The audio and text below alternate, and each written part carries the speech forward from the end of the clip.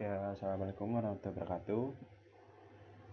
Di sini saya Novanta Adiputra dari PTI 2017 akan menjelaskan tentang bab antena.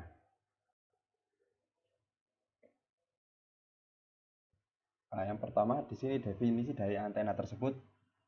Salah satu elemen penting yang harus ada pada sebuah teleskop radio, radar, dan semua alat komunikasi yang berupa nirkabel. Antena adalah komponen paling penting dan menentukan dalam propagasi gelombang. Antena bertugas sebagai perubah sinyal radio yang melewati konduktor menjadi gelombang elektromagnetik di udara lepas dan sebaliknya. Penggunaan antena harus sesuai dengan kebutuhan. Ada beberapa yang perlu diperhatikan dalam penggunaan antena tersebut. Yang pertama, arah fokus atau directionality, besar kecilnya penguatan atau gain, polarisasi. Nah, seperti yang dijelaskan sebelumnya, antena ini juga antena. Nah, di sini antena dari transmitter. Nah, yang ini antena dari receiver.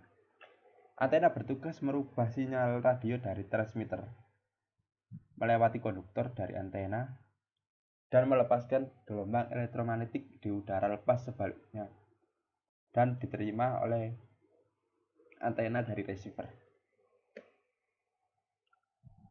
Polarisasi antena. Arah medan listrik yang diradiasikan oleh antena. Jika arah yang ditentukan, maka polarisasi merupakan polarisasi pada arah gain maksimum.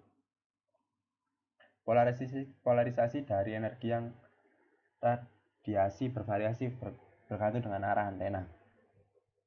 Saat tegangan elektromagnetik bergerak naik turun melalui sebuah konduktor, akan terjadi gelombang elektromagnetik dengan sudut arah yang konstan pada konduktor. Gelombang dapat bergerak naik turun atau menyamping tergantung pada posisi antena. Nah, itu disebut dengan polarisasi. Nah, di sini macam-macam polarisasi ada 3. Yang pertama vertikal, yang kedua horizontal, yang ketiga sirkular. Nah, untuk yang vertikal di sini itu tegak lurus, mengikuti dengan arah bentuk antena. Nah, yang horizontal itu tidur mengikuti dengan tipe-tipe antena tersebut. Nah, yang sirkular ini gabungan antara vertikal dengan horizontal. Nah, di sini contoh polarisasi. Semisal dari gelombangan tidak beraturan, dari sini berupa gelombang tidak beraturan terkena polarisasi dari antena tersebut. Kalau antenanya tidur horizontal, maka sinyal akan mengikuti dari penyaringan tersebut menjadi horizontal. Directionally antena. Nah, di sini directionally antena ada beberapa macam. Yang pertama, omnidirection. Jenis antena yang memiliki pola pancaran sinyal ke segala arah dengan daya yang sama yang menghasilkan cakupan area yang luas. Gain dari antena omnidireksional harus memfokuskan daya secara horizontal mendatar dan mengabaikan pola pemancaran ke atas atau ke bawah, sehingga antena dapat diletakkan di tengah-tengah base station. Nah, arti dari omnidireksional sendiri itu artinya segala arah. Direksional terfokus pada arah tertentu. Ada sektoral, ada yagi, grid, dan solid disk. Arah fokus antena juga menentukan besar kecilnya penguatan atau gain yang sudah disebut sebelumnya tadi. Nah, omni antena, bentuk antena paling sederhana adalah dipol antena yang berupa sebatang kawat.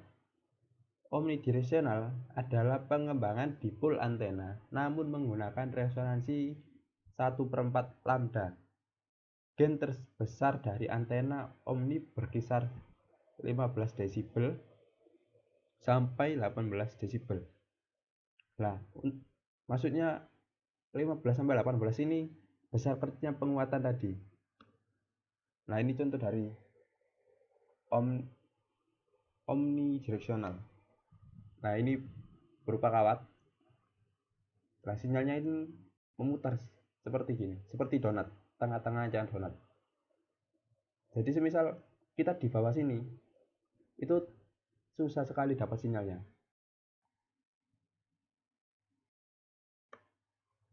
Direksional antena. Direksional antena adalah jenis antena yang tidak memberikan coverage 360 atau lebih fokus. Berarti tidak seperti omni antena yang meluas 360, semua orang bisa mendapatkan sinyalnya. Ada dua prinsip pembuatan direksional antena. Yang pertama, pengembangan dari dipol antena dengan menambahkan reflektor seperti antena grid, disk, dan antena sektoral.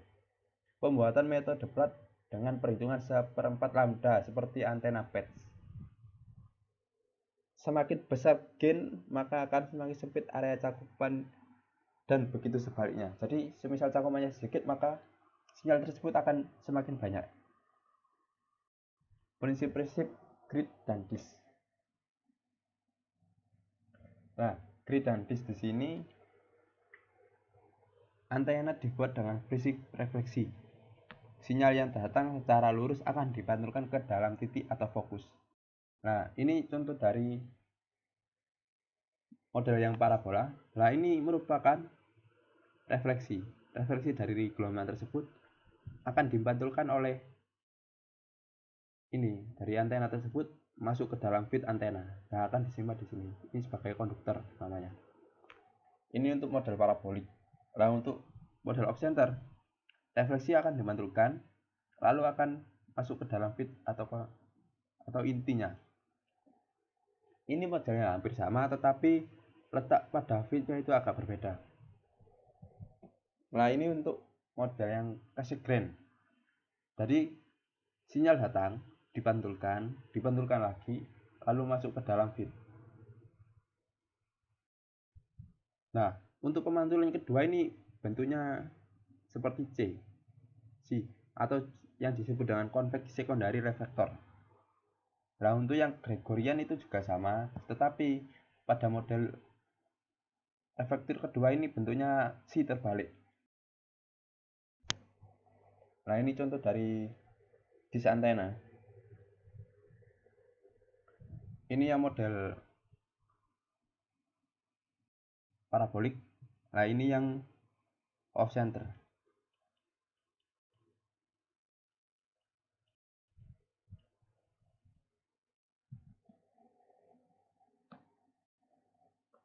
Nah, ini untuk sektoral antena.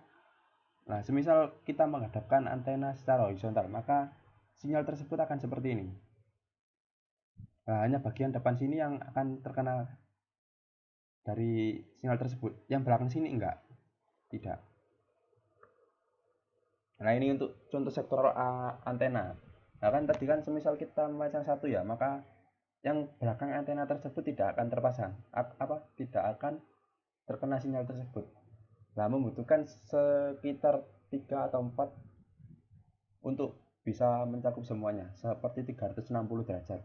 Nah, ini contoh dari penggunaan sektoral array antena. Ini untuk single feed area. Nah, ini mencakup semua 360 dengan menggunakan single feed area. Nah, ini untuk individual feed area dibutuhkan dengan 3. Ini semuanya beresonans. Semisal masang satu, ini antenanya di sini. Yang kedua menghadap ke sini. Yang ketiga menghadap ke sini. Nah, tiga-tiganya akan mencakup secara global 360 derajat. Nah, sekian mungkin itu sedikit penjelasan dari saya. Terima kasih. Wassalamualaikum warahmatullahi wabarakatuh.